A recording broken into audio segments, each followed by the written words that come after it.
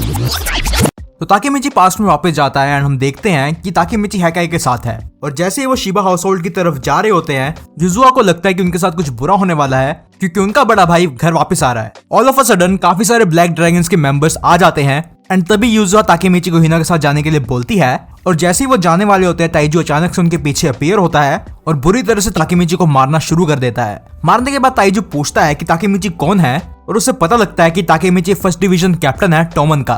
ताइजू अपनी हंसी रोक नहीं पाता कि हैकाई एक टोमन के मेंबर को उसका घर पे लेके आया है एंड हैकाई बेचारा भीख मांगता है ताइजू से कि वो ताकेमिची को मर्सी शो करे।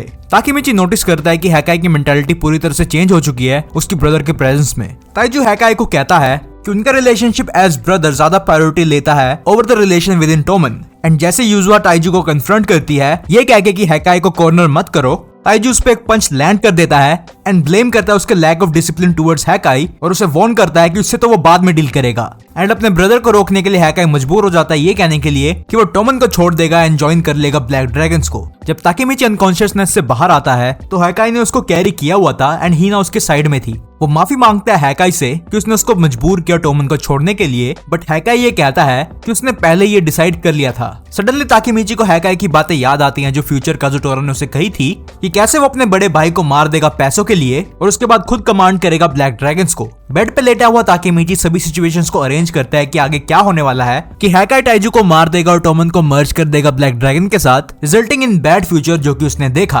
हालांकि उसने नहीं सोचा कि उसे हैकाई को रोकना पड़ेगा ताइजू को मारने से, क्योंकि उसे लगा regardless of the leader black dragon वैसे भी एक थ्रेट होने वाला है। लेटर ताकेमिची को लगता है कि चिफुई उसे अकेले कॉन्फ्लिक्ट से निपटने के लिए नहीं कहेगा, लेकिन चिफुई सिंपली उसे कहता है हैव फन, कुछ बाजी टोमन को ताकेमिची के हवाले इसलिए छोड़ के नहीं गया कि उसकी जिंदगी में सिर्फ स्ट्रेस ही आए। हालांकि ताकेमिची उसे कन्विंस कर लेता है कि वो फ्यूचर में से आया है एंड जो कुछ भी उसके साथ हुआ वो चिफुई को सब कुछ बता देता है। चिफुई इजीली ताकेमिची पे बिलीव कर लेता है एंड कहता है कि समहाउ उसे हमेशा से सच पता था, जैसे कभी कभार ताकेमिची अलग दिखता था एंड किसी तरह उसे पता था कि बाजी मरने वाला है during bloody Halloween. Although Takemichi अपने आप को पावरलेस फील करता है अपने फेलियर के लिए, चिफुई उसे कहता है कि तुम कमाल के हो। लेटर चिफुई कहता है कि उसे ये सोच के गुस्सा आ रहा है कि किसाकी उसे फ्यूचर में मार देगा। हालांकि ताकेमिची एंड चिफुई दोनों ये बात जानते हैं कि वो दोनों वीक है किसाकी के थर्ड डिवीजन से, जिसके की करीब 100 से भी ज्यादा लोग हैं, यहाँ तक कि उसमें नया 6th डिवीजन भी भरा हुआ है जो कि वेलहेला के मेंबर्स हैं अलोंग विद हानमा। 2 दिन बाद टोमन के लीडर्स की मीटिंग होती है एंड मीटिंग में ड्रेकन कहता है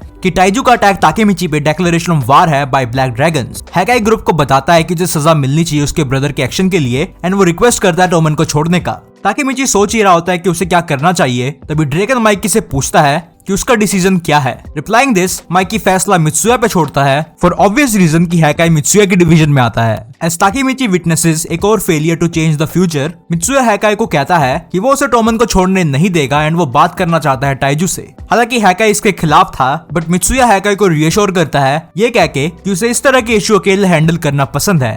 एट ताइजू's प्लेस, ताइजू मित्सुया को ब्लेम करता है हैकाई को नेगेटिव इन्फ्लुएंस के लिए एंड धमकी देता है उसे मारने की। मित्सुया ताइजू को कहता है कि वो हैकाई से दोबारा नहीं मिलेगा एंड उसे ज्वाइन करने देगा ब्लैक ड्रैगन्स को एक कंडीशन पे, अगर वो युजुहा पे हाथ ना उठाए। और मित्सुया का ये मानना है कि हैकाई ब्लैक ड्रैगन्स को ज्वाइन कर रहा है युजुहा को ही बचाने के लिए। इन रिस्पॉन्स ताइजू मित्सुया को पंच मारता है, लेकिन मित्सुया दोबारा अपनी कंडीशंस रिपीट करता है ताइजू को एंड ताइजू मित्सुया की कंडीशन मान लेता है ये कह के कि वो युजुहा पे दोबारा हाथ नहीं उठाएगा।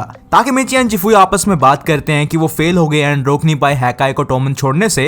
हालांकि ताकेमिची अब ये मानता है कि हैकाई ताइजू को मार देगा युजुहा को बचाने के लिए। हैकाई ताकेमिची एंड चिफुई के पास पहुंचता है एंड उन्हें मित्सुया को थैंक्स कहने के लिए कहता है एंड ताकेमिची के उसको पूछने के बाद वो उसे बताता है कि उसकी घर की लाइफ कॉम्प्लिकेटेड है एंड वो और उसके सिबलिंग्स बिना पेरेंट्स के बड़े हुए, जिसके चलते ताइजू को इंचार्ज बनना पड़ा क्योंकि वही उनमें से सबसे बड़ा है।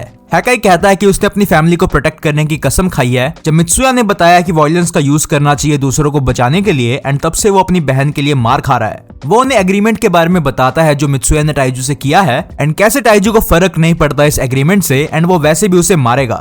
ताकेमिची जब हैकाई से पूछता है कि वो क्या कर सकता है उसकी हेल्प के लिए, तो हैकाई कन्फेस करता है कि वो डरता है ताइजू से एंड अच्छा यही होगा कि ताइजू उनकी जिंदगी में हो ही ना।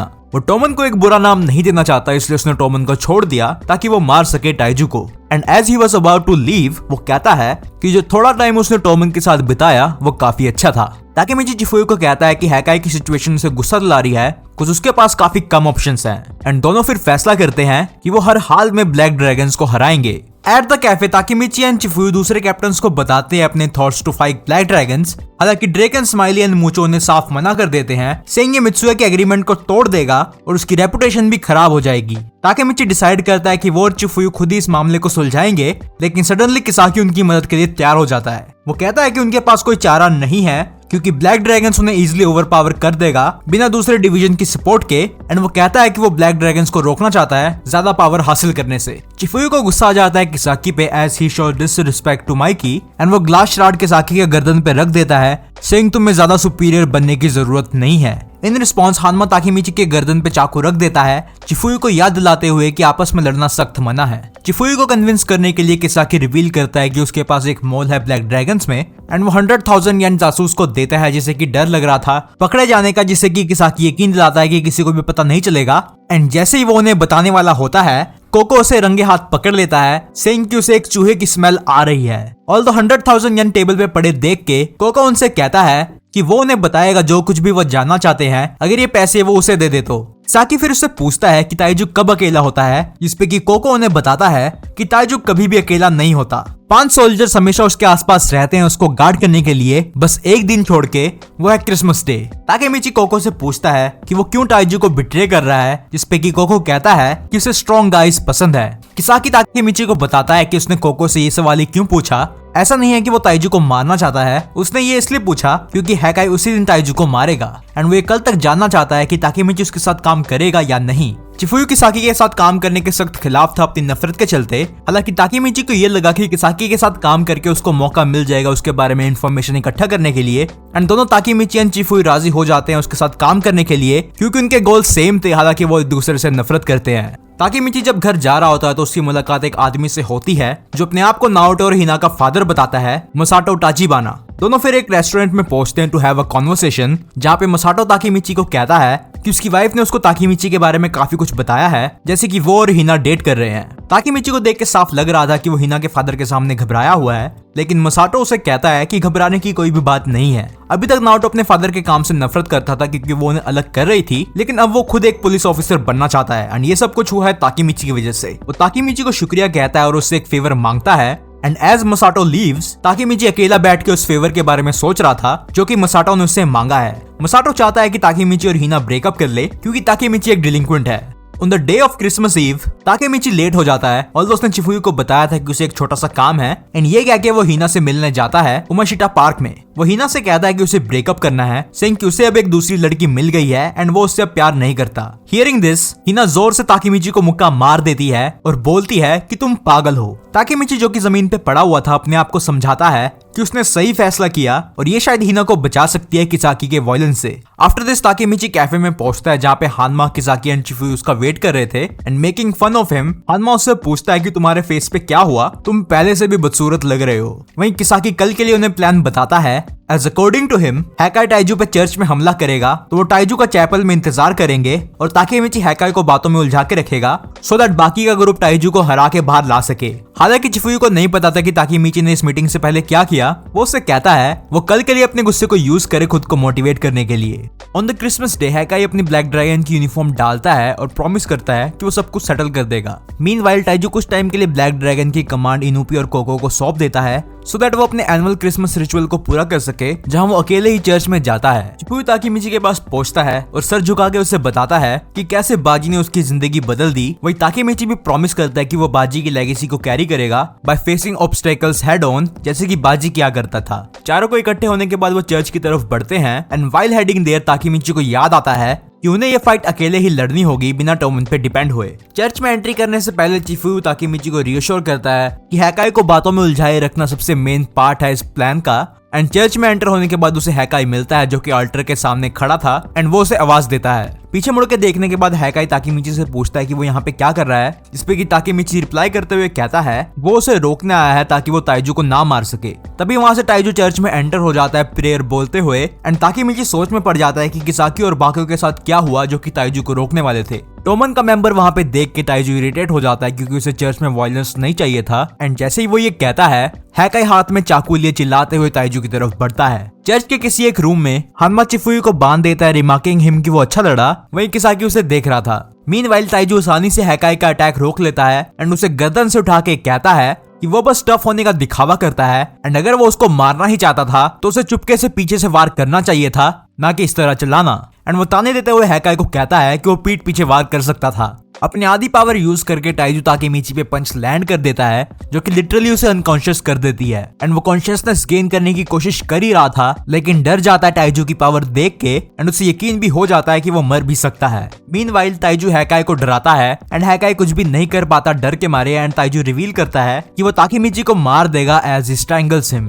ताइजू ताकेमीची से पूछता है कि क्या उसे पता है कि हैकाई क्यों उसे मारना चाहता है, जिसके रिस्पॉन्स में ताकेमीची कहता है कि ये उस बुरे व्यवहार के लिए जो कि वो युजुहा के साथ करता है। एंड आफ्टर हियरिंग दिस वो हंसने लगता है और हैकाई को ताने देता है कि क्या वो उसके सीक्रेट को रिवील कर दे। ताइजू ताकेमीची को बताता है कि हैकाई वो पर्सन नहीं है जो कि वो समझ रहा है। एंड इससे पहले कि ताइजू आगे कुछ कह पाता, पीछे से युजुहा आ जाती है एक नाइफ के साथ, जिसे देख के ताकेमीची शॉक्ड हो जाता है और उसका नाम पुकारता है। ऑल्दो वो इतने में ताइजू को स्टैब कर देती है, जिसके चलते ताइजू ताकेमीची को छोड़ देता है और अपना पंच लैंड कर देता है युजुहा पे एंड युजुहा पीछे जाके गिरती है। हैकाई गुस्से से ताकेमीची को दोष देता है कि उसी ने युजुहा को उसके प्लान के बारे में बताया है, क्योंकि सिर्फ उसी को इस प्लान के बारे में पता था। हालांकि युजुहा ये रिवील करती है कि उसे एक्चुअल में किसाकी ने बताया है, वो भी जानबूझ के। ताकेमीची सोच में पड़ जाता है कि क्या किसाकी ने युजुहा को फंसाया है ताइजू को मारने के लिए और फ्यूचर में हैकाई का ताइजू को मारना शायद एक झूठ है। जल्दी ताकेमीची को रियलाइज हो जाता है कि असल में वो युजुहा है जो कि ताइजू को मारेगी ओरिजिनल टाइमलाइन में। ताइजू अपना कोट उतारता है और रिवील करता है कि घाव ज्यादा गहरा नहीं है और ताकेमीची के चिल्लाने से वो इससे बच पाया। ये देख के ताकेमीची की जान में जान आती है कि उसने ताइजू को बचा लिया और सोचता है कि क्या उसने फ्यूचर को बदल दिया जिसमें किसाकी मैनिपुलेट करता है हैकाई को। ताइजू हैकाई एंड युजुहा को बुरा भला कहता है अपने खुद के भाई को मारने के लिए, सेइंग कि उसने इतना सब कुछ किया उनके लिए, जिसपे युजुहा आवाज उठाती है और कहती है कि उसने जो कुछ भी किया अपने खुद के मतलब के लिए किया। ताइजू एक बार फिर युजुहा को मुक्का मारता है एंड वो ऑल्टर के पास जाके गिरती है और वो पूछता है क्यों भगवान उसको इस तरह के मुद्दों में डालते हैं जिससे कि वो मजबूर हो जाए अपनी खुद की बहन को मारने में। वो युजुहा को बताता है कि वो उसको मार देगा एंड जब वो दोबारा चार्ज करती है ताइजू पे, ताइजू फिर से एक पंच लैंड कर देता है और कहता है कि वो आराम से और अच्छे से उसको मारेगा जब तक वो मर नहीं जाती। तभी ताकेमीची उनके बीच में आ जाता है और ताइजू को शांत होने के लिए कहता है, सेइंग कि असल में वो उनके परिवार को तोड़ रहा है एंड वो जानता है कि ताइजू डीपली अपनी फैमिली की केयर करता है। ताकेमीची हैकाई को अपनी बहन को बचाने के लिए कहता है एंड पूछता है कि वो किस चीज से इतना डरता है। तभी ताइजू ताकेमीची को मुक्का मार के उड़ा देता है और उस पे व्यू फेंकता है, सेइंग कि उसके सिबलिंग्स ने ही पहले उसको नुकसान पहुंचाना शुरू किया। ताकेमीची जो कि बाल बाल बचता है प्यू से, चिल्लाता है कि एक दूसरे को मारना भाई बहनों के कोई सेंस नहीं बनाता। स्टैंडिंग अप युजुहा बताती है कि यही रास्ता हमने चुना है और हैकाई की बात को याद करके ताकेमीची को समझ आ जाता है कि युजुहा ही की है आने वाले इवेंट्स की। उसने ताइजू को मारा है ओरिजिनल टाइमलाइन में किसाकी के उकसाने पे और हैकाई ने इसकी जिम्मेवारी अपने सर ले ली एज द किलर। इस नॉलेज का यूज करके किसाकी हैकाई को मैनिपुलेट कर पाया, जो कि ब्लैक ड्रैगन्स का लीडर बना और इवेंचुअली टोमन करप्ट हो गया। ताकेमीची पूरी तरह से पंप्ड हो जाता है कि उसको ताइजू को हराना होगा, बिलीविंग कि युजुहा को बचाने से टोमन करप्ट नहीं हो पाएगा। हैकाई बताता है कि अभी उसे ताइजू के वायलेंस के बारे में कुछ भी नहीं पता। वहीं युजुहा नाइफ को उठा के ताकेमीची से कहती है कि वो उसके बीच में ना आए, वो हर हाल में हैकाई को बचाएगी। सडनली वहाँ पे मित्सुया आ जाता है और युजुहा के नाइफ को पकड़ लेता है, टेलिंग हर कि नाइफ को छोड़ दो। ताइजू मित्सुया से पूछता है कि उसके एग्रीमेंट का क्या हुआ, उसे ताने देते हुए कि उसने उसको तोड़ दिया। मित्सुया कहता है कि वो उसे कुछ और भी जरूरी बताना चाहता है कि उसे कभी भी अपनी छोटी बहन को दुख नहीं पहुंचाना चाहिए अगर वो बुरा व्यवहार भी करती है तो। इंस्टेड उसे उसको माफ कर देना चाहिए एक स्माइल के साथ, एंड यही मतलब होता है एक बड़े भाई होने का। बाहर बाइक पे हमें माइकी एंड ड्रैगन दिखते हैं, जहाँ पे माइकी ड्रैगन से पूछता है कि क्या उसे मित्सुया की बाइक की आवाज आ रही है, जिसपे कि ठंड से कांपता हुआ ड्रैगन कहता है कि ये उसका वहम है, कोई भी इतना पागल नहीं होगा जो इतनी ठंड में बाइक चलाएगा। मीनवाइल मित्सुया एंड ताइजू लड़ते हैं। ताकेमीची नोटिस करता है कि मित्सुया शायद ताइजू की स्ट्रेंथ को मैच कर पा रहा है, बट अचानक से मित्सुया घुटनों के बल आ जाता है एंड ताइजू उसे ताने मारते हुए कहता है कि वो तो बस अपनी पावर का 70% ही यूज कर रहा है। हियरिंग दिस, मित्सुया रेजिस्ट करते हुए कहता है कि ज्यादा उड़ने की जरूरत नहीं है, ये तो बस मेरे बूट का स्ट्रैप लूज हो गया था। As they continue fighting,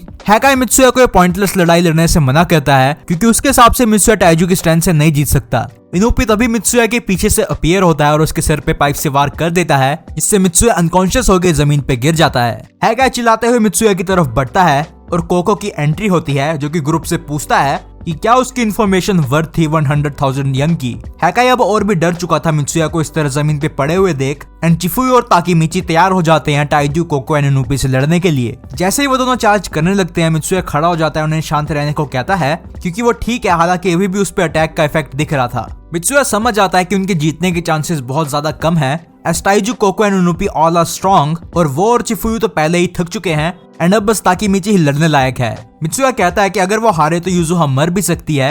and Takemichi मित्सुया को कहता है कि चिंता मत करो, कुछ माइकी एंड बाकी मेंबर्स आ रहे हैं मदद के लिए एंड उन्हें बस अब थोड़ा टाइम ही बाय करना है जब तक वो आ नहीं जाते। मित्सुया ताकेमिची से पूछता है कि क्या उसने माइकी को बुलाया है, जो कि ताकेमिची को काफी कंफ्यूज कर देता है क्योंकि उसे लगा शायद मित्सुया ने माइकी को बुलाया होगा। मित्सुया कहता है कि वो अकेला ही आया है हैकाई की मदद करने के लिए एंड टोमन को इस बारे में कुछ भी नहीं पता एंड अब तीनों को ही अकेले युजुहा को बचाना होगा। Upon hearing this, Takemichi got completely shocked and hopeless, जो कि अपने घुटनों पे आ जाता है, बिलीविंग कि वो किसी भी हाल में ब्लैक ड्रैगन से नहीं जीत सकते एंड सभी मरने वाले हैं। मित्सुया हैकाई को कहता है कि वो ब्लैक ड्रैगन्स का मेंबर है और उसे उनकी हेल्प करने की जरूरत नहीं है, हालांकि युजुहा को बचाने के लिए उनको उनकी मदद करनी होगी। हैकाई को डरते हुए देख मित्सुया उसके डर को ओवरकम करने की कोशिश करता है। वहीं ताकेमिची भी चिल्ला के अपने आप को मोटिवेट करता है और चिफुई के साथ रेडी हो जाता है फॉर अ फाइट, जहाँ चिफुई संभालेगा इनुपी को, ताकेमिची संभालेगा कोको को, क्योंकि कोको ताइजू के बारे में इंफॉर्मेशन देने के लिए राजी हो गया तो शायद हो सकता है कि वो फाइट को रोकने में मदद कर दे अगर ताइजू वीक पड़ गया तो।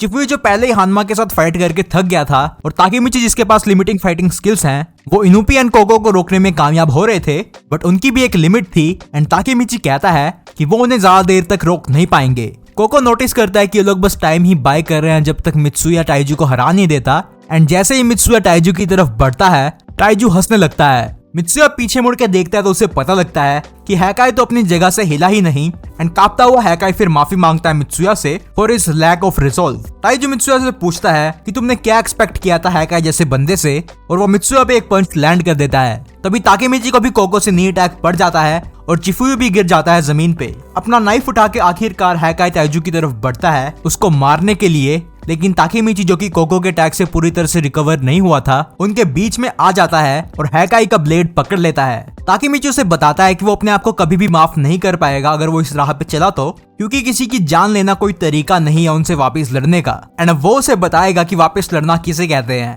ताकेमिची अपने आप को तैयार कर लेता है ताइजू से लड़ने के लिए, जो कि उसे कहता है कि तुमने अभी भी अपना सबक नहीं सीखा एंड ताइजू इजिली ताकेमिची के अटैक को काउंटर कर लेता है एंड अपना पंच लैंड कर देता है उसके फेस पे। और जब ताइजू ताकेमिची से पूछता है कि उसे अब उसको कितनी बार मारना होगा कि वो हार मान ले, ताकेमिची का फेस पूरा खूनम खून होके सूज गया था, लेकिन वो हार मानने से मना कर देता है। ताकेमिची को इस हाल में देख के चिफुई उसे रुकने को बोलता है और बोलता है हार मानने को, लेकिन ताकेमिची अपना नेकलेस पकड़ लेता है जो उसको हिना ने दिया था so that he could build up the courage. वो इस कंक्लूजन पे आता है कि जब तक ब्लैक ड्रैगन्स एंड ताइजू है, हैकाई अपने पैरों पे खड़ा नहीं हो पाएगा। ताकेमिची ताइजू को बताता है कि वो उसे हरा देगा और खुद चलाएगा ब्लैक ड्रैगन्स को, जिसके रिस्पॉन्स पे ताइजू एक बार फिर उस पे पंच लैंड कर देता है, लेकिन ताकेमिची कहता है कि वो अभी हारा नहीं है। चिफुई अपनी पूरी कोशिश करता है ताकेमिची को रोकने की कि वो अब ताइजू से ना लड़े एंड वो मर जाएगा अगर वो इसी तरह से लड़ता रहा तो। ताकेमिची का मानना है कि अगर वो लड़ता रहा तो जरूरी नहीं है कि फ्यूचर बदलेगा ही बदलेगा, लेकिन अगर इसका जरा से भी चांस है तो अपनी जान की बाजी भी लगा देगा फ्यूचर को बदलने में।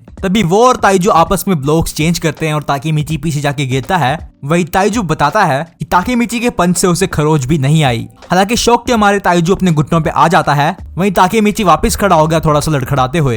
हैकाई ताकेमिची को रुकने के लिए भीख मांगता है और अपने खून से लथपथ और सूजे हुए मुंह के साथ ताकेमिची से कहता है कि लड़ते रहना दर्दनाक नहीं है एंड जो चीज उसे सबसे ज्यादा दर्द देता है वह है लोनलीनेस। जैसा कि इनुपी, कोको, मित्सुया, चिफुई एंड युजुहा शॉक्ड थे जब ताकेमिची ताइजू को घुटनों के बल ले आया। ताकेमिची हैकाई को बताता है कि उसके लिए युजुहा को अब वो प्रोटेक्ट करेगा। हैकाई उससे कहता है कि ये गलत है कि उसके खुद के फेस पे एक भी खरोच नहीं है, वहीं युजुहा इंजर्ड है। ऑल्दो उसका एनकाउंटर जब मित्सुया से हुआ तब से वो अपनी फैमिली को प्रोटेक्ट करना चाहता था, लेकिन उसके पास इतना करेज नहीं था कि वो ताइजू के सामने खड़ा हो सके। वो कन्फेस करता है कि उसने झूठ बोला ताकेमिची से रिगार्डिंग हिज सर्कमस्टांसेस एंड असल में वो युजुहा को नहीं, युजुहा उसको प्रोटेक्ट करती है ताइजू से। वो ताकेमिची से माफी मांगता है उसको इन सब में घुसाने के लिए एंड इन रिस्पॉन्स ताकेमिची उसे कहता है यू सक एंड तुमसे बुरा तो मैं हूँ। स्टैंडिंग अप, मित्सुया भी हैकाई को यही कहता है यू सक, लेकिन वो साथ में ये भी कहता है कि उसने उसको कहा था कि सिचुएशन को ना हेट करो जिसमें तुम पैदा हुए, हालांकि मैं खुद अपनी सिचुएशन से नफरत करता हूँ।